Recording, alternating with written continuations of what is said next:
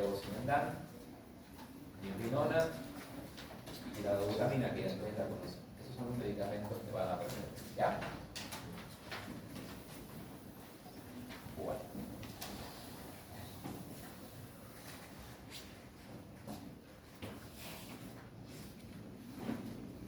Entonces, ¿en qué consiste la precarga? Como dijimos, es la presión telediastólica, es la presión final del ventrículo izquierdo, está justo antes de la contracción. Dentro de ciertos límites, cuanto más se llena el ventrículo izquierdo durante la diástole, mayor será el volumen sanguíneo expulsado. Esto en condiciones fisiológicas normales. Ley de Darling, ustedes la conocen. En condiciones fisiológicas normales, el corazón bombea toda la sangre que le llega, ¿cierto? ¿Qué ocurre? En pacientes que ya tenemos una descompensación, independientemente de la causa, este aumento de la precarga no se ve acompañado de una buena contracción sistólica, por lo tanto va a haber una disminución del volumen sistólico, del volumen latido, y nuevamente lo mismo, aumento del volumen de sangre al final de la sístole, o el volumen telediastólico, aumento de la volemia, aumento del tono venoso y flujo retrogrado. ¿Ya? ¿Qué factores dependen? ¿Qué factores condicionan la precarga? La volemia, si el paciente está con sobrecarga de volumen, insuficiencia cardíaca, va a aumentar la precarga, pero como no contrae bien, va a seguir acumulando líquido y es una retroalimentación positiva. El paciente no va a mejorar. Distensibilidad del ventrículo izquierdo. ¿Qué factores alteran la distensibilidad? Por ejemplo, un infarto que va a alterar la contracción en una área, va a haber una área hipocontráctil, va a haber una alteración de la distensibilidad, también se va a alterar la precarga. ¿Ya? Y la contracción auricular, ¿con cuánto colaboraba el llamado diastólico, la sístole auricular? 20%. 20%. ¿Por qué es importante eso? Porque si ustedes tienen un paciente con una insuficiencia cardíaca sistólica y que tiene un ritmo sinusal, o sea, un paciente cardíaco crónico medicado, que su ritmo de base es sinusal y cursa con una FA, independientemente de la causa infecciosa, metabólica, lo que ustedes quieran, ese paciente va a ser shock cardiogénico, porque ese 25% que tenía de contracción auricular que le colaboraba a llenar su ventrículo ya no lo va a tener, y eso se va a desencadenar en una falla cardíaca. ¿Ya? Entonces también es un factor que determina la precarga. La volemia, que ustedes lo conocían, la distensibilidad del ventrículo izquierdo y la contracción auricular. Esos tres factores nos van a determinar la precarga. ¿Ya?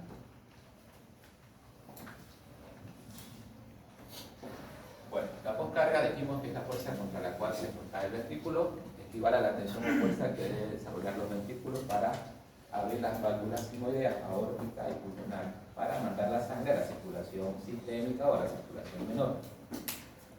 La poscarga es igual a resistencia vascular periférica. Se dice que es inversamente proporcional al volumen minuto. ¿Qué quiere decir esto? Que a mayor resistencia vascular periférica vamos a tener aumento de la presión arterial, porque tienen una relación igual, pero disminución del gasto cardíaco porque tienen una relación inversa. La resistencia vascular periférica es la vía final de los mecanismos de compensación de la insuficiencia cardíaca, casi de todos los mecanismos de compensación. Si es que tenemos un paciente que cursa con hipotensión, ustedes saben que se activa la vía del sistema primero, adrenal, ¿cierto? Como mecanismo de compensación, se liberan las minas vasoactivas, actúan sobre sus receptores, que ya ustedes lo conocen de memoria, aumentan la presión arterial, porque el organismo dice no hay presión, se activa, aumenta la presión arterial como mecanismo de compensación. Siguiente mecanismo de compensación, el sistema de angiotensina-aldosterona. Todos estos mecanismos de compensación llevan a aumento de la resistencia vascular periférica y retención hidrosalina, sumando, ¿no? Esos factores inicialmente son buenos para un paciente, pero ya a la larga vamos a ver que su mecanismo de compensación genera mayor falla cardíaca. ¿Ya? Estos mecanismos tienen como finalidad mantener la perfusión tisular, o sea, el organismo dice, bueno, traigan sangre, subamos la presión arterial para subamos la resistencia periférica para mejorar la presión arterial. Pero esto aumenta la resistencia contra la cual tiene que contraerse el ventrículo y disminuye el gasto cardíaco. La frecuencia cardíaca, como dijimos, está controlada por el tono vegetativo, simpático, parasimpático. ¿Qué ocurre? Por ejemplo, si nosotros a un paciente sano le damos un agonista adrenérgico, el aumento de la frecuencia cardíaca obviamente va a aumentar el volumen minuto. Pero ya en pacientes con insuficiencia cardíaca, los agonistas adrenérgicos reproducen taquicardia para mantener el volumen minuto, no aumenta o incluso disminuye la contractilidad. No es tanto la contractilidad, sino que lo que ocurre es que al aumentar la frecuencia cardíaca ya no ocurre un buen llenado diastólico y por lo tanto va a haber menos volumen latido, ¿ya? A la larga todos estos mecanismos van a llevar a mayor disfunción, es por eso la finalidad del tratamiento. La contractilidad es la fuerza que desarrolla el ventrículo para contraerse. Entonces, el gasto cardíaco depende del volumen latido por frecuencia cardíaca, el volumen latido precarga, poscarga y contracción. ¿No es cierto? Ustedes pueden, cuando tienen un paciente y tienen los mecanismos para monitorizar, ustedes pueden determinar cómo está la precarga, cómo está la poscarga, cómo está la contracción del paciente, incluso pueden saber cómo está el agua dentro del pulmón del paciente. Eso se hace cuando hablamos de la práctica, les mencioné, ¿no es cierto? La monitorización del gasto cardíaco por termodilución, catéter arterial o catéter venoso, se incluye líquido y la máquina automáticamente nos da los valores. Esos valores nos pueden informar de la precarga. El volumen global al final de la diástole prácticamente es el volumen diastólico. Lo normal es de 600 a 800. Si tiene un volumen global al final de la diástole aumentado, ya nos dice que es un paciente que está con disfunción ventricular, que está acumulando líquido en el ventrículo izquierdo. El volumen de sangre intratorácico, lo mismo, en forma de la precarga. La variación de la presión del pulso, igual. La resistencia vascular sistémica que se presenta en DINA, ¿se acuerdan cuando hablamos de sepsis, choque séptico, que aumentaba la resistencia vascular periférica que estaba representada en DINA? También nos puede informar la contractibilidad, la reacción de eyección que ya estamos mencionando, el índice de función cardíaca. El índice de función cardíaca, casi todas las guías que ustedes lean hablan de índice cardíaco menor a 2.2 o índice cardíaco menor a 1.8. Se puede determinar de esa forma. Y el agua vascular pulmonar extravascular, lo normal es de 6 a 8. Si un paciente tiene más de esta cantidad, quiere decir que tiene una sobrecarga de líquido. Y el índice de permeabilidad, que es de 1 a 3, si tiene mayor a 3, quiere decir que es sobrecarga. Si tiene menor a 3, quiere decir que es inflamatorio. Eso para que lo conozcan. Se puede incluso medir todos estos determinantes del gasto cardíaco. Ahora vamos a hablar de los mecanismos de compensación. Los mecanismos de compensación, como les dije, inicialmente pueden ser beneficiosos porque ayudan a mantener la presión arterial, pero a largo plazo tienen un efecto perjudicial. Los principales mecanismos de compensación son la dilatación ventricular, el remodelado y la activación neuromoral. La dilatación del ventrículo. El miocardio insuficiente, la disminución. La dilatación ventricular, ¿qué es lo que va a generar la dilatación ventricular? Produce un aumento progresivo de la presión y el volumen diastólico final, que es lo que les dije. Eso, aumento de la presión diastólica final del ventrículo izquierdo. Primer suceso. Segundo, a la larga, eso va a llevar a una dilatación de la pared del ventrículo. La longitud de los sarcómeros aumenta, la fuerza el aumento de la longitud de los sarcómeros inicialmente va a aumentar la fuerza contráctil y el volumen sistólico, pero ya a la larga este mecanismo de compensación no se mantiene y eso va a generar mayor dilatación y al final vamos a tener sobrecarga o congestión pulmonar. Y el aumento de la precarga ya no va a generar un aumento del volumen sistólico, sino que va a generar una congestión a nivel pulmonar. El aumento de la precarga tiene dos inconvenientes. Uno, que ya lo estamos repitiendo varias veces, aumenta la presión diastólica final y la presión capilar. Dos, aumenta la tensión de la pared ventricular, aumenta la demanda miocárdica de oxígeno, lo que puede agravar la isquemia o generar isquemia en el paciente. Es un paciente que tal vez no tenía una cardiopatía isquémica, por un aumento de la precarga y un aumento de la tensión a nivel de la pared del ventrículo, puede empezar por la disminución del aporte de oxígeno, empezar a hacer una cardiopatia isquémica. ¿Ya?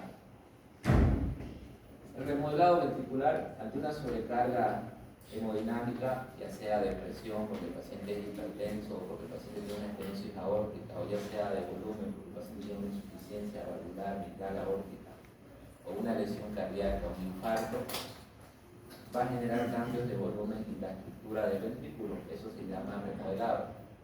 El remodelado consiste en hipertrofia y fibrosis, tanto la hipertrofia, que la mencionamos en insuficiencia cardíaca diastólica, o la fibrosis, que es la vía final de una cardiopatía del infarto, los dos van a disminuir la distensibilidad. Al disminuir la distensibilidad, aumentan las presiones, hay flujo retrógrado y hay congestión. Donde ustedes quieren circulación menor, circulación mayor y mayor progresión de la IC. O sea, corazón normal, factores de riesgo, se hipertrofia, la vía final con mecanismos de compensación se dilata y al final hace falla cardíaca. ¿Ya? Casi todos al final terminan en insuficiencia cardíaca, casi todos. Si no son bien manejados, obviamente. Ustedes lo van a manejar bien. No, a ver. Veremos. Bueno. El mecanismo de compensación que ustedes ya conocen, la activación neurohumoral. La disminución del volumen minuto va a generar vasoconstricción, va a generar retención salina y efectos proliferativos, como mencionamos anteriormente, sistema renina, angiotensina, aldosterona, ARH, ¿no? Si ustedes quieren. A corto plazo son buenos porque va a mejorar la presión arterial, eso puede mejorar la perfusión, pero a largo plazo ya genera apoptosis, fibrosis, remodelado del ventrículo. Son factores que a la larga, si no se los controla, van a ser obviamente deleterios, malos para el ventrículo, si ustedes quieren llamar. Es por eso que todos los protocolos de IC incluyen, como dijimos, un beta bloqueante, un IECA, un antagonista de la aldosterona y lo que se está aumentando actualmente es la dapaglifosina. No sé si la investigaron para que se pille cómo actuaba. Ya no importa, hoy ya la vamos a mencionar. ¿Ya? Entonces, inicialmente, ¿qué es lo que hace nuestro organismo? Activa los mecanismos de compensación, todos los que ya conocemos, para mantener una presión arterial, redistribuye el flujo sanguíneo, trata de tener una buena presión a nivel del cerebro y a nivel coronario, ocasionando una vasoconstricción en la circulación esplácnica, en la circulación renal. Es por eso que uno de los primeros órganos que se altera en un paciente con insuficiencia cardíaca es el riñón, se pone ligúrico por la vasoconstricción, por mecanismo de compensación. ¿Ya? Esta activación neurohumoral a largo plazo, esa vasoconstricción, va a aumentar la precarga, postcarga, por la estimulación de la noradrenalina, por la estimulación del sistema renina-angiotensina. A largo plazo, esa vasoconstricción venosa va a aumentar la precarga como no hay un mecanismo de compensación, va a aumentar la presión diastólica final del ventrículo izquierdo. Eso nos va a llevar a una disminución del volumen salino, una retención hidrosalina, lo cual va a llevar a edema y congestión. Como les dije en la anterior clase, los efectos adversos de la activación neurohumoral remodelado del ventrículo, remodelado vascular, va a generar disfunción endotelial, necrosis, apoptosis. O sea, si estos factores no se logra controlar, el paciente va a evolucionar mal. ¿Ya? Al mismo tiempo, el aumento de la liberación de catecolaminas va a producir aumento de la frecuencia cardíaca, eso puede generar taquiarritmia, cualquiera que ustedes quieran, la más frecuente, FA, clúster, incremento de la demanda de oxígeno, eso puede llevar a isquemia, y los efectos proliferativos se acentúan. Hipertrofia, fibrosis, apoptosis, todo eso es remodelado. La finalidad del tratamiento podemos dividirla entonces en dos etapas, ¿no es cierto? La etapa de descompensación, cuando el paciente está en shock, que usamos inotrópicos, diuréticos a dosis alta, vasodilatadores si se puede, y ya el tratamiento de mantenimiento, ¿no? Cuando el paciente ya necesita su beta bloqueante, su IECA, su antagonista de la aldosterona, que es lo principal. ¿Ya? Entonces, esta tableta está en su libro de Flores. Un paciente con insuficiencia cardíaca va a haber una reducción del volumen minuto. Esa reducción del volumen minuto, como mencionábamos, va a aumentar la presión telediastólica del ventrículo izquierdo, eso va a aumentar la presión capilar transpulmonar y vamos a tener la disnea, ¿no es cierto? Al mismo tiempo, la reducción del volumen minuto va a activar el sistema renina angiotensina, aldosterona, ADH, si ustedes quieren. A la larga, eso va a llevar a hipertrofia, fibrosis, remodelado, apoptosis, necrosis, muerte. Aumento de la frecuencia, aumento de la contractibilidad, eso va a llevar a un aumento del consumo de oxígeno, que tampoco es beneficioso para el paciente. Eso va a generar isquemia cardíaca, disminución del flujo coronario. Al mismo tiempo tenemos la vasoconstricción arterial y venosa, aumento de la hipocarga, aumento de la precarga, hipoperfusión, la hipoperfusión, disminución del flujo sanguíneo renal, disminución del volumen del filtrado glomerular, retención hidrosalina y más edema.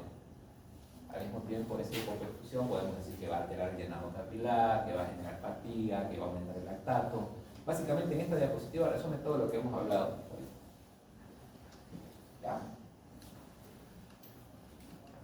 Muy callado, no sé. ¿Se entiende hasta ahí? Sí. Entonces, ¿qué ocurre? Nosotros, ya cuando tenemos un paciente, aparte del examen físico, que ya sabemos que va a tener estertor crepitante, que va a tener tercer ruido, que ya hablamos que era por llenado rápido, que va a tener, si ya tiene falla cardíaca derecha, va a tener edema periférico, irritación yugular. Ya la medicina cada vez avanza. Cuando yo era estudiante con ustedes, era igual el examen físico, pero ya parte del examen físico es la ultrasonografía, es algo que ustedes ya tienen que ir conociéndolo por lo menos, ¿no? Entonces, si tenemos un paciente con insuficiencia cardíaca izquierda, va a haber un aumento de la presión capilar pulmonar, eso nos va a llevar a una congestión. En la radiografía lo vamos a ver como infiltrado en alas de mariposa, dice, ¿no es cierto? Congestión biliar y distribución difusa homogénea. En la ecografía pulmonar se ven líneas B, se ven palitos, para que ustedes lo vean. Obviamente, cuando un paciente tiene una insuficiencia cardíaca sistólica, ya se ve un ventrículo grande, hipocontráctil. Ahora, a nivel abdominal, también nosotros podemos determinar si el paciente tiene sobrecarga. Observamos la vena cava, que anatómicamente ustedes saben que mide una bola menor a 2 centímetros. Hacemos un montón de índices, un montón de cosas, pero nosotros ya observamos, vemos que la vena cava está congestiva, vemos la vena hepática, vemos la vena porta, vemos las venas renales. Entonces todos estos factores de acá por ejemplo está más grande su vena cava, ya nos informan si tenemos congestión pulmonar o congestión sistémica. Aparte del examen físico, ya nosotros podemos objetivar mediante la ecografía qué tanta sobrecarga tiene nuestro paciente. Incluso existen protocolos. El protocolo Vexum nos habla de la sobrecarga, si es una sobrecarga de grado 1, si es una sobrecarga de grado 2, para que lo conozcan, ¿no? Toda la alteración fisiopatológica vamos a poder objetivarla en imágenes y también al examen físico. Si el paciente tiene crédito, si el paciente tiene irritación yugular, está todo diagnostizado, tiene insuficiencia cardíaca global, ¿no es cierto? Si está hipotenso y tiene llenado capilar lento, está en shock cardiogénico. Si está en shock cardiogénico, su inotrópico de elección es ¿qué más conocen? Dobutamina, ¿cierto? Muy bien. Entonces, a la insuficiencia cardíaca se la clasifica. Clase 1 es el paciente que tiene enfermedad cardíaca, pero sin síntomas ni limitación de la actividad física. O sea, un paciente que ya se ha estudiado, que sabemos que tiene insuficiencia cardíaca, pero no tiene limitación de la actividad física. Clase 2 es un paciente que tiene una limitación leve, que la actividad física normal resulta en fatiga, palpitación, disnea, pero un paciente que puede desarrollar sus actividades solo tiene una limitación leve de la actividad física. El grado 3 ya es una limitación marcada, incluso la actividad física menor genera síntomas, pero no tiene manifestaciones en reposo, o sea que el paciente está sentadito tranquilo, no manifiesta nada, solo cuando tiene actividad física. Y el grado 4 ya es cuando el paciente tiene síntomas incluso en reposo, o sea está en reposo, está disneico, taquipneico, le falta el aire, está con frecuencia respiratoria alta, está taquicárdico, puede tener palpitaciones, trépito, todo lo que ustedes ya conocen. ¿Ya? Esa clasificación es la primera que van a aprender. Posteriormente, ya se existen escalas de acuerdo a sus parámetros hemodinámicos. La escala de Forrest, que es una escala que se utiliza bastante. Aquí toma en cuenta el índice cardíaco, que es en litros minutos por metro cuadrado, en la cual ya nos dice que un paciente con insuficiencia cardíaca grado 1, o sea que tiene un índice cardíaco normal, mayor a 2, índice cardíaco no es lo mismo que gasto cardíaco, que tiene una presión capilar pulmonar, que eso se puede determinar por ecocardiografía o se puede determinar por mecanismo invasivo.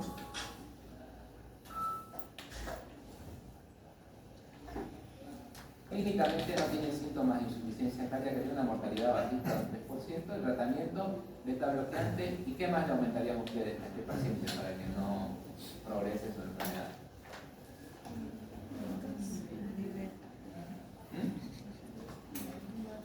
Beta bloqueante, ¿qué más?